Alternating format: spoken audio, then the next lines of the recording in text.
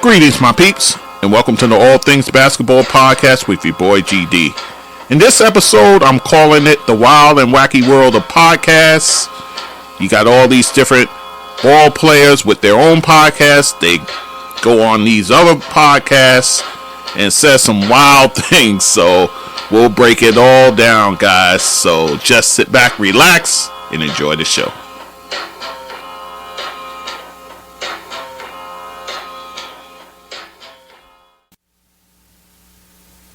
Okay, guys, so it's your boy GD back with the All Things Basketball with GD podcast. And, it's a lot of off-season news that has taken place since we last talked.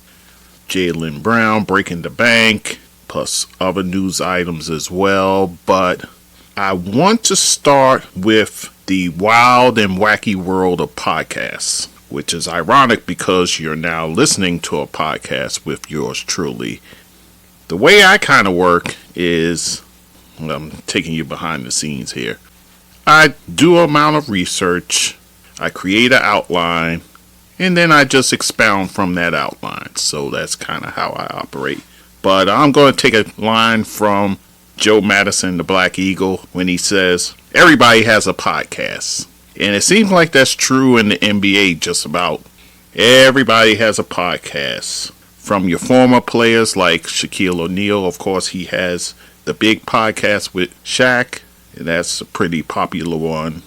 Also, you have JJ Redick's podcast, Old Man and Three. Even Dr. J, Julius Erving, he has one called House Call with Dr. J. Then you have Gilbert Arenas. Now, he's a hot guy in terms of the podcasting. He has one called No Chill with Gilbert Arenas. And then Kevin Garnett and Paul Pierce, they have one called Ticket in the Truth. So that's your former players. And you got your current players with podcasts. Of course, Draymond Green, he has his podcast, The Draymond Green Show. Now you have Paul George. He has one called Podcast P with Paul George. And he has other hosts as well. Patrick Beverley, of all people, of course, he has one now, the Pat Bev podcast. And then you have former players who go on these different other shows, like a Jeff Teague. He went on Club 520. He was actually pretty funny on there. So you have that. Draymond Green, he goes on other people's podcasts. In fact, he went on Pat Bev's podcast. In fact, that's the one I'm going to start with. So let's get into it. Now, Draymond Green, of course, he goes on the Pat Bev podcast. And of course, Patrick Beverley, being who he is, asks him about the punch Draymond Green gave to Jordan Poole. And this is what he said in terms of the punch. I don't just hit people. Dialogue, of course, happens over time. And usually ain't just triggered by something like that fast to that degree. You know what I'm saying? Like, this is a team. Ain't nobody on my team triggering me in an instance. We know stuff that you don't say amongst men. We know things that you have to stand on. So basically, to Draymond's pretty much putting the ball in Jordan Poole's court. I guess what he's trying to say is Jordan antagonized him so much so that he had no other recourse but to punch the guy. Draymond. Going on somebody's podcast, especially a Patrick Beverley, he's gonna goad you into this topic. Instead of taking the high road, which I think you should have did, to be honest, you go for the low-hanging fruit and you, of course, answers. And of course, with him answering this elicits a response from not only Jordan Poole, but Jordan Poole's father. He goes on Twitter, and this is what he says on Twitter. I'll kind of clean it up. I'm staying on this. This is some BS. That's some BS, rapper. JP was his guy, and he avoided me all last year. He is as soft as B, and I'm standing on this. And he didn't apologize to me and my wife. So he lame, and me and him can meet anywhere he want. So you had people saying, why is the dad getting involved? His son is a grown man. He should be able to handle his own business. I'm put it to you like this. You see this video go viral of your child being hit by another man or adult or what have you. Of course you're going to be livid about it. And for anybody to say, no, I'll let my child handle it, that's a load of crap. You know and I know you're going to react. Maybe not in this same vein as Jordan's father, but you're going to react. So for people to say, oh, he should keep out of it, no, that's unrealistic. Let's put it that way. But again, I come back to Draymond. Draymond, you should be wiser to know not to answer. See, the whole thing, this thing ain't going to die down. And then remember, well, the schedule hasn't come out yet, I'm sure. We're in the month of August, so I'm going to gauge probably about mid-August we'll get the full schedule. And of course, I'll break it down like I do every year. But Draymond has to be smarter. He has to be smarter in dealing with these sort of questions here. And there's already kind of questions about him. And even on that podcast, he talked about his new teammate, Chris Paul, how, in the past they didn't get along. See how the locker room situation happens with him, because Chris Paul himself is a leader, so he's coming into a situation here where you already got leadership in Draymond Green, so it'll be interesting to see if those two bump heads in that regard. And then you have the young guys in the locker room, who many of whom are still on this roster. They witnessed what happened with the Draymond Green stuff, so it's just going to be an interesting situation in Golden State. Well, you don't have Jordan Poole in the locker room now, so I will be interested to see how the season progresses with that situation there. They put all their eggs in the Draymond Green basket. Everybody was behind him in terms of your star players were behind him. And they kind of pushed Jordan Poole over a cliff, kind of making him the fall guy. So we'll see what happens during the season. So that's one bit of news coming out of podcasts. Let me talk about the next bit of news. Dwayne Wade, man, this guy is like catching strays from everywhere. And I don't even understand the reason why. Here he is living his best life. He just became part owner of the Chicago Sky. He's less than 2 weeks away from a Hall of Fame induction. Of course, he's going in with Dirk Nowitzki, as well as Tony Parker, Greg Popovich, the coach, as well as Becky Hammon and others. And then you have these couple of guys making their statements. First of all, let's deal with Paul Pierce. I have no love for this man. It's something about him just grates my nerves. So, Paul Pierce rehashes a 4-year-old subject. So he brought it up again on Cameron's show. I'm using air quotes for show because he doesn't like to call it a podcast. It's a podcast, so I don't know who Cameron is fooling. But anyway, on the show called It Is What It Is, Paul Pierce goes on there and he rehashes the whole him being better than Dwayne Wade as far as an offensive player, so forth. And he claims that he too would have had multiple championships if he was in Dwayne Wade's situation, and that he's the much better offensive talent than Dwayne Wade. And back then, I loved it when my guy, Jalen Rose, brought out the receipts on him to show him how out of touch he was in regard to him comparing himself with Dwayne Wade. So, since I don't have Jalen Rose here as a guest, I will do the honors in pulling out the receipts just to let Paul Pierce know how crazy that talk is. Here's what I give Paul Pierce. I give him this. He's the better three-point shooter of the two. Hands down. Dwayne Wade in his career, only 549 three-point goals made. Paul Pierce, he actually quadruples that. Over 2,100 three-point goals made. In fact, 2,143 to be exact. So, I grant you that. You were the better three-point shooter. I give you that. In your 19 years in the league, you amassed 26,397 points. Dwayne Wade, with 3 less years than you, playing 16 years, over 23,000 points. You had 3 more seasons to amass 3,000 more points. So I call that a kind of a split. Oh, by the way, Dwayne Wade in one of the seasons did lead the entire league in scoring. Paul Pierce, you did not. And then there's this. Paul Pierce is mainly a small forward. Dwayne Wade is mainly a shooting guard. And then at points of his career, he was a point guard. So you're talking about 2 different positions anyway. So I don't even understand why you're comparing yourself with him rather than another small forward. But I digress. But we'll entertain Paul Pierce's lunacy for a moment. 10-time All-Star, 4-time All-NBA. Once on the second team, 3 times on the third team.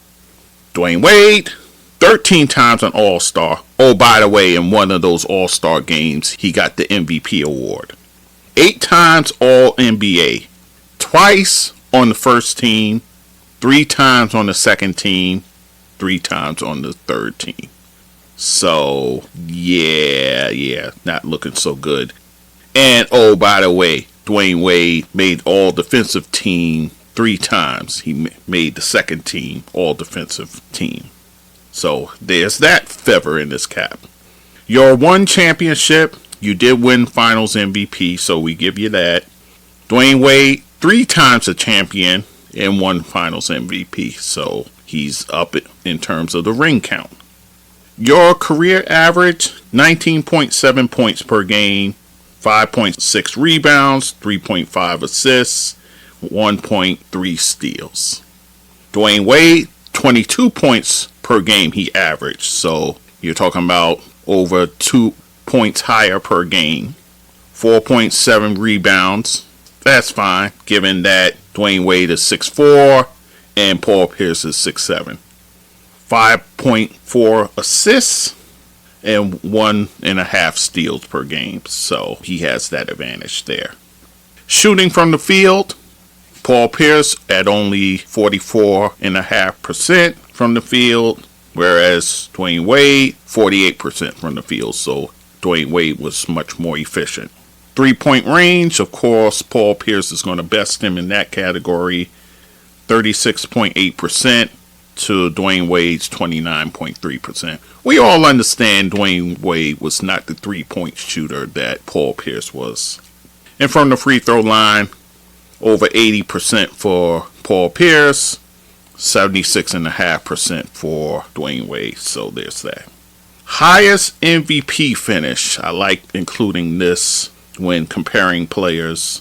Paul Pierce, the highest he's ever gone in terms of the MVP race, 7th. Highest MVP finish for Wade, 3rd. So he has that over him. Again, I say all that to say, Paul Pierce, what are we doing here? You're bringing up an old argument. And again, Dwayne Wade, shooting guard. You small forward. So I don't even understand comparison anyway. And heaven knows you're not going to try and compare yourself to LeBron. Don't even go there, because that's actually the small forward. But I digress. That's a story for another day. So that's Paul Pierce and his nonsense. Now we go to Jeff Teague. Jeff Teague, like I said, he went on the Club 520 podcast. And he turns out to be a pretty funny guy. He told a story about the Jimmy Butler Timberwolves practice, the infamous practice where he took the third stringers and beat the starting 5. He talked about his beef with Tracy McGrady, and then he talked about him trash talking Steph Curry, and to no avail because Steph Curry ends up lighting him up. So on this podcast, on this same episode, he tells them that James Harden is better than Dwayne Wade. According to him, Dwayne Wade had Shaq. Shaq was still very serviceable, that's for sure, and very vital to them getting a championship. But we all know it was Dwayne Wade's team. Make no mistake about it. Then he brings in LeBron. That Dwayne Wade never really been by himself, and when he was, the team was trash. So Jeff Teague, you should know better. Kind of taking a line from Stephen A. But he should know better than comparing Dwayne Wade with Harden because of the sacrifices that Dwayne Wade made when LeBron got there. He had to sacrifice his game in order to acquiesce to LeBron. He could have averaged more, but he sacrificed his game so LeBron can be the Batman, if you will, to his Robin. In doing so, that allowed them to win 2 championships and go to a 3rd final. So that right there in a nutshell. I can go through the numbers. I could go through Harden's numbers. He's been in the league 14 years. He's already scored over 4,000 more points than Wade. Oh, by the way, he's won 3 scoring champ. He's a 10-time All-Star, 7 times All-NBA. He has an MVP award. He has a 6th Man of the Year award, and he's led the league in assists twice as well. So individually, you get no argument from me. I mean, Harden has the better numbers. But if you were to ask somebody, who's the player you want in the foxhole with you, 9 people out of 10 will say Dwayne Wade. That's just the facts of it. And the fact that Wade is also a two-way player, he can defend as well. Give me Dwayne Wade all day and twice on Sunday. But like I said, Jeff Teague, who actually ended up winning a championship, so he knows what it takes. He knows the sacrifices it takes to get there. So for him to say that Harden's the better player, on paper, sure, if you want to say on paper, but we know there's intangibles that goes with playing the game, and Dwayne Wade had those intangibles. So that's my defense of Dwayne Wade against these unnecessary strays that he was catching from these guys. So that's that bit of news. Julius Erving. Julius Erving, he goes on a podcast with Joy D'Angelo. She's a social media influencer. He goes on her podcast, and it's 2 things that kind of caught the eye of people. He talked about the current climate of player empowerment. This is his quote. "These guys, since prisoners are running the show and not the warden." First of all, let's stop there. Julius Erving, one of my heroes when I started watching basketball. One of my heroes in terms of basketball players I've loved and watched until Bernard King came along and kind of put my focus there on him. But definitely one of my early heroes, Dr. J. But this phrasing here, I can't go along with that, Doc. We've heard that used as a weapon on players previously. For you to go there, not very wise. So that's my critique as far as that goes. Let me continue with what he said. "It's just where a star player on a team is like, oh, screw the city and all the support that they've given me, and I'm going south. I'm going to Florida. I'm going to LA. I'm going to Texas, or I'm going somewhere else. These decisions, and they're business decisions, and I understand, but they have not helped the game. They have not helped keep parity within the game when you build these super teams." That's his comment in that regard. And he was really kind of focusing in, well, let me continue, then you can get the gist of it. However, he feels differently about Dame Lillard, and this is what he said in that regard. "Wherever he goes, he probably will finish his career because of his age and the fact that he's played 12, 13 years, and he wants a chance at winning a championship, and he doesn't think he can get it in Portland. So that's a good reason to leave. But a guy 26 or 27 just want to hop around. How many times have Kevin Durant hopped around? So it seems his ire is more towards Kevin Durant than it is to Dame Lillard. And to be fair, Kevin Durant pretty much axed out of one situation, and that was with the Brooklyn Nets. It just so happens it's in recent memory, so it's fresh in our minds. But any other time he left a situation, OKC, he left as a free agent. Golden State, after his contract was done, he left as a free agent, although it ended up being a sign and trade. So I don't really get it in terms of that. But if you want to say you want to include other guys in there like James Harden, like Ben Simmons, and I'll get to them in a minute, I can see that. But to be fair, Kevin Durant only acts out of one situation. Any other time, he honored his contract and stayed the duration. So I got to give Durant a pass on that. So that's what Doc had to say about player empowerment.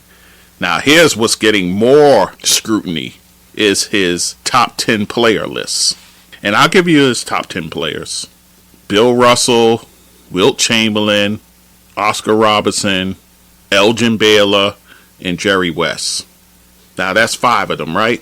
What do those players have in common?